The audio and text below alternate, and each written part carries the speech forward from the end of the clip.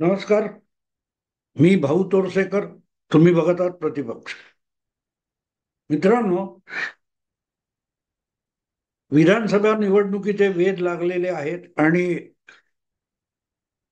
महाराष्ट्राचं जे राजकारण दोन गटात विभागलं गेलेलं आहे, महाविकास आघाडी आणि महायुती, त्यामध्ये आपापल्या परीने जागा वाटप कसं करायचं हा पेच सोडवण्याचा प्रत्येक पक्ष प्रयत्न करतोय. आणि त्यामध्ये नव्याने जी अडचण आलेली आहे ती जितकी विजय मिळवणाऱ्या किंवा यश मिळवणाऱ्या महाविकास आघाडीला आलेली आहे, तितकीच ती अडचण महायुतीमध्ये सुद्धा आहे. पण गंमत अशी असते की यशाची यशाची नशा जी असते ती नेहमी अधिक त्रासदायक असते. मला एक कधीतरी वाचलेली एक जुनी चांदोबातली किंवा कुठली तरी गोष्ट आठवते. त्यामध्ये चार दरोडेखोर असतात, डाकू असतात, आणि ते एका ठिकाणी मोठा दरोडा घालतात आणि प्रचंड संपत्ती लुटून दूर कुठच्या तरी जंगलामध्ये जातात. आणि त्या जंगलात पोहोचल्यानंतर त्यांच्या लक्षात येतं की आपण संपत्ती खूप लुटून आणलेली आहे, पण तिचे वाटे करण्याच्या आधी आपण थकलोय तर काहीतरी खाल्लं पाहिजे. प्रचंड भूक लागलेली आहे, अपरंपार कष्ट आणि मेहनत झालेली आहे. तेव्हा करायचं काय? तर खाण्याची सोय त्या जंगलामध्ये निबिड अरण्यामध्ये नसते. तर मग ते बसून एक निर्णय घेतात की आपण चौघे जण आहोत, तो दोघांनी इथेच थांबायचं आणि जी लूट आणलेली आहे ती लूट सांभाळत बसायचं आणि दोघांनी जवळच्या कुठल्या तरी वस्तीमध्ये गावामध्ये जाऊन खाणं पिणं घेऊन यायचं. आणि मस्त जेवून वगैरे झालो, समाधानी झालो की मग आपण लुटून आणलेली जी संपत्ती आहे तिची वाटणी आरामात करू. काही चिंता नाही. आता एवढ्या निविड अरण्यामध्ये, निर्जन जंगलामध्ये ही संपत्ती पळवणारा जवळपास कोण नाहीये. तेव्हा दोघे इथे राखण करायला पुरेसे आहेत. आणि मग ते दोन डाकू जवळच्या कुठल्या गावात जातात. आता ही माणसं असतात आणि जेव्हा ती माणसं असतात तेव्हा त्यांना सगळे विकार असतात, सगळ्या भावना असतात. त्यामुळे जाणारे दोघे गावात जाऊन काहीतरी खाऊन पिऊन काहीतरी खाणं घेऊन यायचं म्हणून गेलेले असतात. ते असा विचार करतात की आपण एवढी मोठी लूट केली आहे, पण त्याचे तीन भागीदार आहेत. आता हे चार भागीदार आहेत, या प्रत्येकाला जो वाटा मिळेल तो जर समसमान वाटा झाला तर राखण करायला थांबलेले जंगलात दोघे आहेत, त्यांच्या वाट्याला जेवढं येईल तेवढंच आपल्या वाट्याला येईल. पण वाटेकरी चार असल्यामुळे आपलं अर्ध नुकसान होतं. दोनच वाटेकरी असतील तर आपल्याला जे मिळणार आहे त्याच्या दुप्पट मिळू शकतं. अशी सल्ला मसलत हे गावात गेलेले दोघे, खाणं पिणं आणायला गेलेले दोघे करतात आणि ठरवतात की आपण असं काहीतरी करूया की जी लूट आलेली आहे ती आपल्या दोघांना अर्धी अर्धी मिळेल आणि बाकीचे जे दोन वाटेकरी आहेत ते रस्त्यातून दूर होते. म्हणून ते असा प्लॅन करतात की आपण मस्तपैकी गावात जेऊ आणि त्यांच्यासाठी खाणं घेऊन जाऊ. ते खाणं घेऊन जाऊ, त्याच्यात विष कालवायचं, म्हणजे ते जेवतील, भरभरा भुकेलेले आहेत, मरून जातील. मग त्यामुळे उरलेलं जे सगळं आहे त्यांच्याही वाट्याचा हिस्सा आपल्याकडे येईल आणि आपण दोघे दुप्पट दुप्पट संपत्तीचे मालक होऊ. आणि त्याप्रमाणे ते मस्त जेवतात, मित्रांसाठी जोडीदारांसाठी खाणं घेतात आणि त्याच्यात विष कालवतात. ते परतले की हे दोघे मित्र खाणारे त्यांचं गणित असतं. पण राखण करायला थांबलेले जंगलामधले दोघे डाकू, दरोडेखोर, हे सुद्धा माणसं असतात. त्यांनाही स्वार्थ असतो, भावना असतात, विकार असतात. तेही नेमका असाच विचार करतात की जे जेवण आणायला दोघे गेलेले आहेत ते नसतील तर आपला वाटा पण डबल होऊ शकतो. आपण का नाही दुप्पट आपल्याला संपत्ती मिळावी? काम तर झालेलं आहे. आता फक्त वाटे करण्याचा प्रश्न आहे. आणि त्याप्रमाणे ते लोक असा प्लॅन करतात की आपले जे दोन जोडीदार हे गावात खाणं पिणं आणायला गेलेले आहेत, ते परतले की त्यांना आधी मारून टाकायचं आणि मग मस्त ताव मारायचा, जेवायचं, आणि जी संपत्ती लुटून आणलेली आहे ती अर्धी अर्धी वाटे करायचे आणि आपापल्या मार्गाने जायचं. आपल्याला दुप्पट वाटा मिळेल, दुप्पट हिस्सा मिळेल. आणि नेमकं तसंच होतं. दोघांचाही प्लॅन सक्सेसफुल होतो. ते दोघे खाणं पिणं घेऊन येतात आणि म्हणतात, बघा तुमच्यासाठी चांगली पक्वान्न आणलेत, भरपेट जेवा, मग बसू आणि आरामात आपले वाटे करू. पण ते दोघे जंगलात थांबलेले असतात, त्यांचा प्लॅन वेगळा असतो. ते आल्यानंतर या दोघांनाही मारून टाकतात आणि मस्तपैकी म्हणतात, चला आपल्या चौघांच्या वाट्यामागे दोघांना आपण बाजूला केले, त्यामुळे आता अर्धी अर्धी संपत्ती आपलीच आहे, आरामात जेऊ आणि मस्तपैकी वाटे करून आपापल्या मार्गाने निघून जाऊ. पण ते जसजसं खात जातात तसतसं विष आपला प्रयोग करतं आणि उरलेले दोघे सुद्धा मरून जातात. आणि ती एवढी लुटून आणलेली संपत्ती ही अनवरस होते, अनाथ होऊन जाते. सांगायचा हेतू असा की यश जे असतं, विजय जो असतो, तो आपले प्रॉब्लेम घेऊन येत असतो. आणि नेमकी तीच गोष्ट गेल्या लोकसभा निवडणुकीमध्ये ज्यांना चांगलं यश मिळालं त्या महाविकास आघाडीतल्या तीनही पक्षांची झालेली आहे. त्या कथेमध्ये मी सांगितलं चांदोबातल्या, त्या कथेमध्ये 4 वाटेकरी होते, इथे 3 वाटेकरी आहेत. आणि त्या तिघांनाही जे यश मिळालंय त्यात सर्वाधिक हिस्सा आपल्याला मिळावा विधानसभेच्या दृष्टीने, असं त्यांचं प्लॅनिंग चालू आहे. आणि हरलेले असले तरी महायुतीमध्ये काहीही वेगळं चालू नाहीये. भारतीय जनता पक्ष असो, शिंदे यांची शिवसेना असो, किंवा अजितदादांचा राष्ट्रवादी काँग्रेस गट असो, या तिघांमध्ये सुद्धा विधानसभेच्या अधिकाधिक जागा मिळवण्यासाठी हाणामारी सुरू झालेली आहे. फरक एक आहे मित्रांनो, फरक एक आहे की महाविकास आघाडीमध्ये जे यश मिळाले त्याचा एक चौथा वाटेकरी आहे आणि तो चौथा वाटेकरी महाविकास आघाडीतले तीनही पक्ष विसरून गेलेले. आणि तो वाटेकरी आहे, त्याचं नाव मुस्लिम मत असं आहे. मुस्लिम मतदाराने मोठ्या संख्येने एकजूट होऊन महाविकास आघाडीला यशस्वी केलं, हे सत्य हे तीनही पक्ष विसरलेत. पण हळूहळू करत महाविकास आघाडीतले जे पक्ष आहेत त्यांनी मिळवलेल्या यशाचा चौथा वाटेकरी त्याची जाणीव करून देतोय.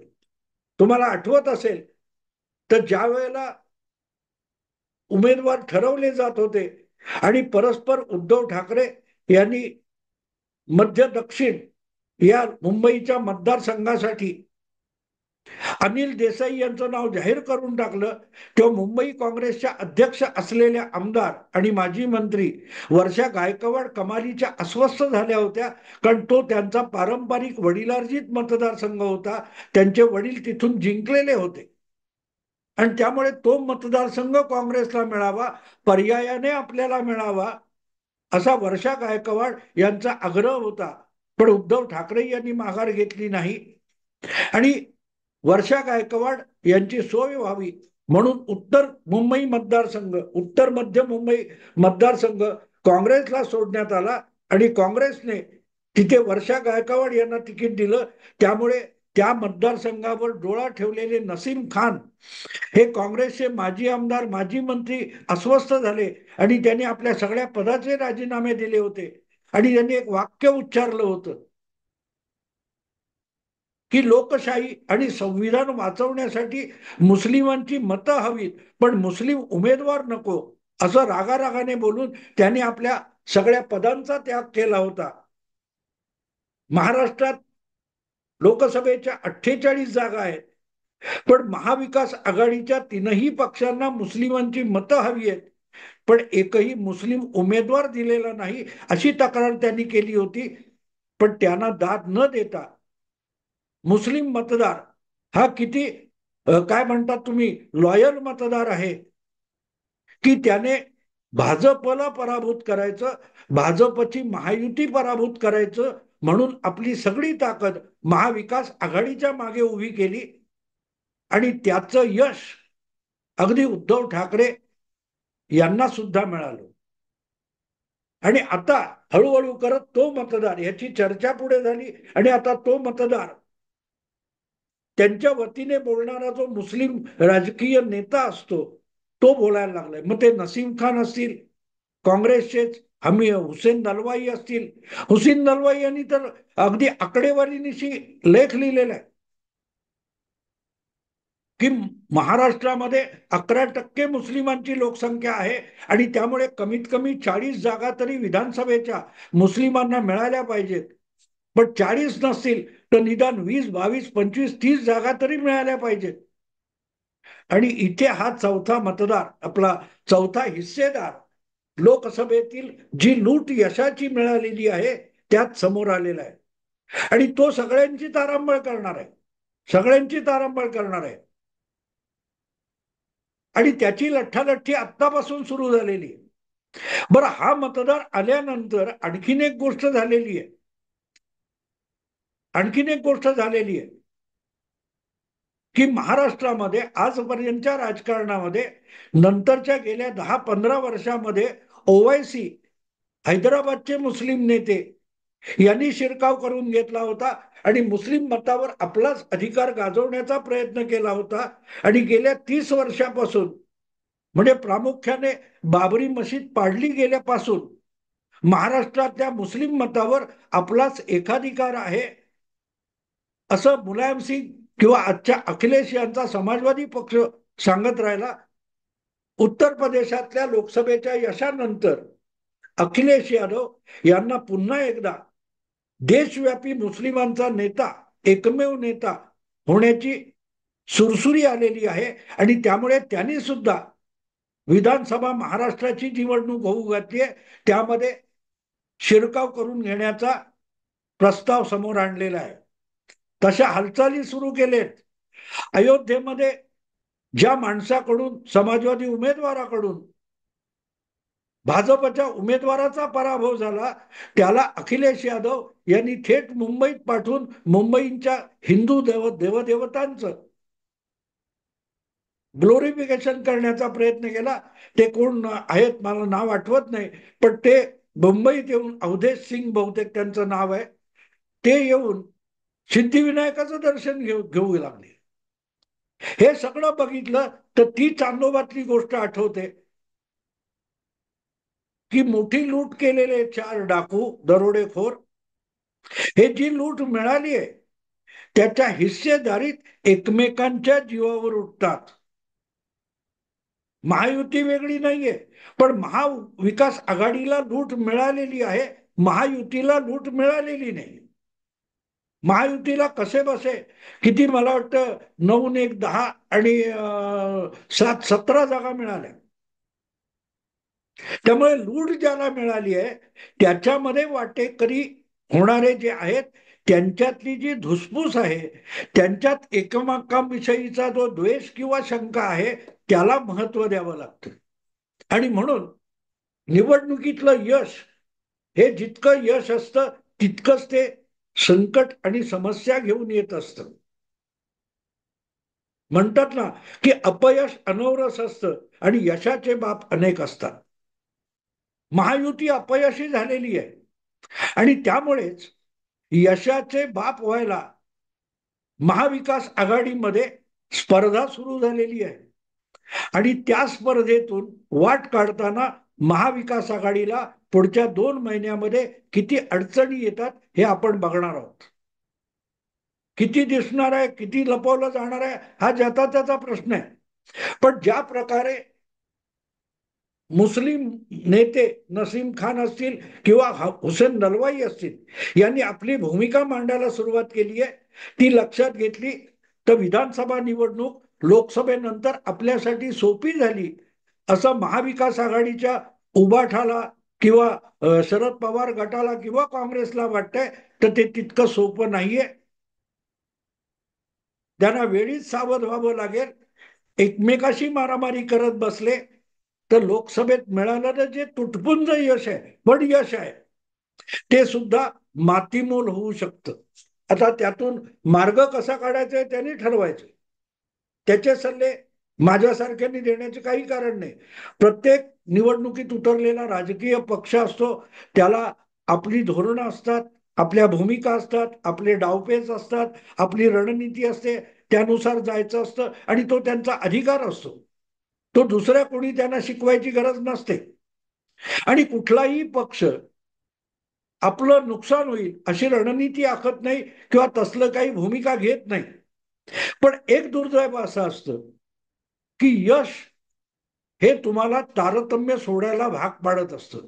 तुम्हाला आठवत असेल का, महायुतीमध्ये अवघ्या 4 जागा अजितदादांच्या गटाने लढवल्या होत्या आणि 4 पैकी कशीबशी एक रायगडची तटकरेंची जागा अजितदादांच्या गटाला जिंकता आली. अगदी बारामतीमध्ये सुद्धा अजितदादांना आपल्या पत्नीचा पराभव बघावा लागला. म्हणजे कमीत कमी जागा लढवून नगण्य यश मिळवणारे जे राष्ट्रवादी काँग्रेस पक्ष किंवा अजितदादा आहेत, त्यांच्या गटाचे ज्येष्ठ नेते छगन भुजबळ यांनी तर थेट 90-100 जागांवर दावा केलेला आहे.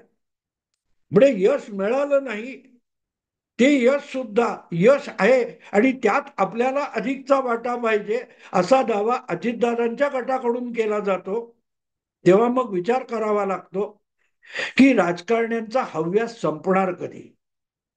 प्रत्येकाने एक गोष्ट लक्षात ठेवावी. इंग्रजीमध्ये एक काय म्हणतात उक्ती आहे, there is nothing like free lunch. फुकटचं काहीही नसतं. आणि आघाड्या युत्या बनतात तेव्हा एक गोष्ट साफ असते, आपल्याला फुकटचं काय मिळेल याची चाचपणी प्रत्येक जण करत असतो. निवडणुकीमध्ये उमेदवारी आणि जागा वाटपामध्ये ही सगळ्यात मोठी समस्या असते की आपला जो मित्र पक्ष आहे त्याच्या लोकप्रियतेच्या, त्याच्या मतांचा आपल्याला अधिकाधिक फायदा मिळावा, आपल्याकडून त्याला काय देण्याची वेळ येऊ नये, त्याच्याकडून आपल्याला मिळावं, अशा रीतीने जेव्हा जागा वाटपाचा विचार होतो तेव्हा यातला प्रत्येक पक्ष हा एकमेकांचं नुकसान करण्यासाठी टपलेला असतो, असंच म्हणावं लागतं. दुर्दैवाने महाराष्ट्राच्या राजकारणात हे सगळं असंच चालू आहे. आणि या पार्श्वभूमीवर महायुती असो किंवा महाविकास आघाडी असो, एक गोष्ट साफ विसरून गेलेत की त्यांच्या पलीकडे सुद्धा नगण्य वाटणारे छोटे मोठे पक्ष आहेत.